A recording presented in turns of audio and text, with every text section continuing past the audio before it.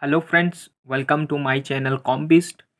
In this short video we see how to take a screenshots in our computer or laptop.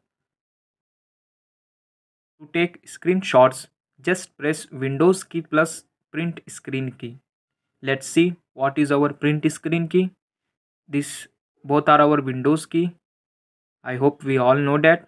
And this is our print screen key, just written as Prt Scrn. Now press Windows key plus print screen key to take a screenshot in computer. Press same keys to take a screenshot in laptop also. Like we are taking some screenshots here. Visit my channel Combeast to watch operating system installation videos and many more.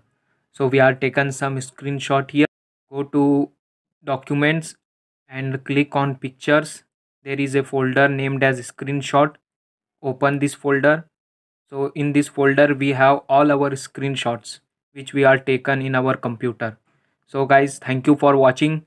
Please like, subscribe and share this video and subscribe my channel Combeast. Thank you.